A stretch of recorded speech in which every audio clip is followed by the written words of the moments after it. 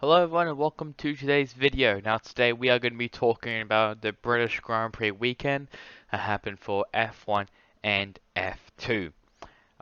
So I guess we'll just get right into it. So first we'll be starting off first with the F2 races. We'll first talk about the sprint race 1, and I'm just going to be talking yes, I'm just going to say all the results that are classified or shown. So sprint race 1, that was won by Robert Schwartzman. Then Yuri Vips and Christian Lundgaard ran in at the podium. Then Felipe Drugovich, Teo Porcher, Oscar Piastri, Liam Lawson, Dan Ticktum, Marcus Armstrong, and Richard Verschoor ran out the top 10. Then the other classified finishers: Lorenzo Zandelli, Jihan Deruvula, David Beckman, Ralph Boschung, Matteo Nannini, Ben Vishkow, and Jack Aiken ran out the classified finishers. For sprint race number 2, that was won by Richard Verschoor. Then Marcus Armstrong and Dan Ticktum ran at the podium. Then Oscar Piastri, Liam Lawson, Yuri Vips, Felipe Drugovich, David Beckman, Liam Zandelli, and Teo Porcher ran out the top 10. Then Guan Yu Zhou, Rory Nissany, Christian Lundgaard, Matteo Nannini, Robert Schwartzman, Marina Sato, Guilherme Samaya, Jack Aiken, and Jihan Deruvula. And then for the feature race, Guan Yu Zhou, Dan Ticktum, and Oscar Piastri ran out the podium. Then Richard Verschoor, Robert Schwartzman, Felipe Drugovich, Yuri Vips, Teo Porcher, Liam Zandelli, and Jihan Deruvula ran out the top 10. Then Liam Lawson, Marcus Armstrong, Ben Vishkow, Ralph Boschung, David Beckman, Rory Nissany, Jack Aiken, Matteo Nannini, Marina Sato, Guilherme Samaya, Christian Lundgaard, and Alessio Delata ran out the field, the top 22. So obviously those are the winners right here: Schwartzman, Verschoor, and Zhou. Let's now have a look at the standings before we get into the F1 race. Oscar Piastri now takes over the lead of the championship. Behind him it is Guan Yu Zhou, only separated by, if I'm actually trying to do some math, I think that's 5 points. There we go. I think it was 5 or 4 points. 5 points of separation between Piastri and Zhou. Then behind them it is Schwartzman third, then Ticktum, Vips, Porcher, Drugovich, Lawson, Deruvula, Verschoor ran out the top 10. Then Boschung, Lundgaard, Beckman, Armstrong, Nissany, Vishkow, Zandelli, Sato, Nannini, Aiken ran out the top 20. Then Samaya, Delata, and then Petkov, who is not running F2 anymore. So that's for F2. Now we move on to F1, and oh, has it gotten spicy in the championship? We'll talk about that soon. But Sir Lewis Hamilton wins the British Grand Prix. On the podium with him, Charles Leclerc and Valtteri Bottas. And then for the rest, Lando Norris, Daniel Ricciardo, Carlos Sainz, Fernando Alonso, Lance Stroll, Esteban Ocon, and Yuki Tsunoda ran at the top 10. Then Pierre Gasly, George Russell, Antonio Giovinazzi, Nicholas Latifi, Kimi Raikkonen, Sergio Perez, Nikita Mazepin, Mick Schumacher, Sebastian Vettel, and Max Verstappen ran at the field. Now, the Verstappen-Hamilton one, that is the spicy. The spice. Let me just picture it for you. So, just so you can remember. Going down to Cops. The first lap, they're going side by side. Out of Woodcote? I can't remember. Going side by side down the old back straightaway. Say, old pit straight. Hamilton ducks. Well, Hamilton is behind Verstappen. Not side by side, whatever. Hamilton is behind Verstappen. Moves very, very quickly to the inside. Verstappen gives him some room. Almost puts him into the wall, but it does give him some room into Cops. Hamilton missed the apex and clipped Verstappen triggering a 51G crash. Oh, a 51G crash.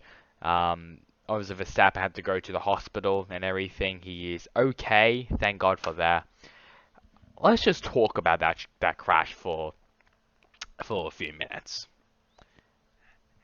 We already knew. Well, there weren't really a lot of tension between those two. There's definitely now. If you look through social media, I'll talk about the racism thing soon. Obviously, if you look through on social media, people have been flooding with their own opinions about what the fuck happened. Was it Hamilton's fault? Did Verstappen give a little too much space? Did Hamilton try to be so aggressive that he just darted down the inside? Personally, it definitely looks like a racing incident, but Hamilton did miss the apex, like crunchy mile actually. He he definitely missed the apex on there, which obviously caused Verstappen to have a humongous wreck, and a red flag was also shown because of the tire barrier just being all dangly and was not right. Luckily, they did fix that and the race resumed. Um, but Hamilton also got a 10-second time penalty for his troubles, and we all thought Charles Leclerc was going to win the race. No, he didn't. No, he did not win the race. Leclerc actually had a lot of issues, especially what was it? He had, I think his engine cut in out if I remember correctly. So it is tough luck for Leclerc, but that crash between Hamilton and Verstappen has definitely spiced up the championship. Two championship contenders have not crashed since 2016 in the Spanish Grand Prix with when Hamilton and Rosberg both collided. I guess you can maybe say Hamilton Vettel in Baku, but that was just like it wasn't really, like I guess it was a crash, but you know what I mean. They just rammed behind, but that's alright. So this was also the first time we actually got to see spring qualifying, and obviously the top three obviously got points. You already know Verstappen, Hamilton, Bottas. That was the top three. Verstappen started on pole, crashed out, and Hamilton got the win. Um, I'll talk about. I'm thinking of making another video about the crash itself, but that's really all I'm going to talk about. But I just want to touch on mine before we get into the next race, where I'm going to talk about the next race for F1. I just want to mention that Hamilton did receive some abuse on social media and some racism comments because of the crash. Um, please, if you do actually abuse social media, use social media, just abuse someone with like racial slurs and everything. I'm sorry, but you don't deserve to be living in here anymore. Um, Obviously, Mercedes and Red Bull, especially, they put out post about the situation. Luckily, it is all good now. I just think it's very, very fucked. And you are an absolute idiot if you if you obviously did take part on it, because that is the stupidest thing I've ever heard. No one should be doing that just because Hamilton is he collided with Hamilton and everything. Does not give you the right to basically say racist comments and abuse him and everything. Yes, how he celebrated, as what I've seen on social media, was a bit unprofessional, obviously, because like Verstappen could have been injured in that situation. But luckily he is okay, and hopefully he is ready up for the Hungarian Grand Prix, which will be next. Which also means that we also have a 1 week off. We have a 1 week off, I think. Yes, we do. We do have a 1 week off. I just checked the calendar. We do have a 1 week off for the Hungarian Grand Prix. I think it'll be the first. Well, no, I was about to say it'll be the first Hungarian Grand Prix, but it won't. It won't be the first Hungarian Grand Prix since 2019. That's not the case. I'm just a dumbass. So obviously there's Hungary. So first would be FP1. So if we go to track time, FP1 and FP2 will both be on 30th of July. FP3 and qualifying will be on 31st of July, and the race will be on the 1st of August. For F3, which will be also running with will be also running with F1. Practice and qualifying, they'll be both on a Friday. Race 1 will be on a Saturday, and race 2 and 3 will be on a Sunday. Only 4 more races technically on the F3 calendar until we get to crown our champion of F3 in Austin, Texas, and Coda. And obviously F1 has a long way to go. F2, their next race will be at Monza. So F3 they will have a two race back to back with F1, and then it will be then the F2's turn at Monza, which will be from the 10th to the 12th of September. So that's really it for me now. I hope you guys enjoyed the video. I'm still debating if I should really talk about the crash, because yes, it was big, it was humongous, but obviously I still need to think about it. But yeah, hope you guys enjoyed the video. Catch you guys on next time in the next one. Wait, pause, Riley, calm down. We haven't finished yet, okay? We're actually gonna have a look at the standings, which I completely forgot to do for F1.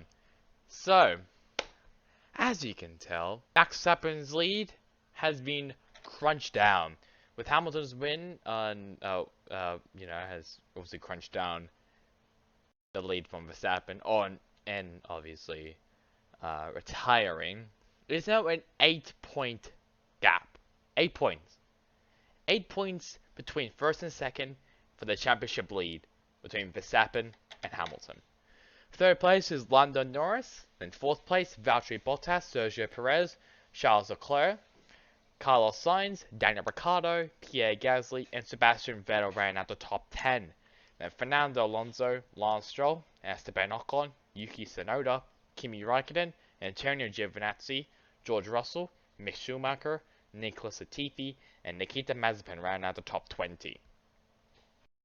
So that is the standings. And now we can say goodbye. So that is it from me now. Hope you guys enjoyed the video. It is now the end of the video now. Goodbye.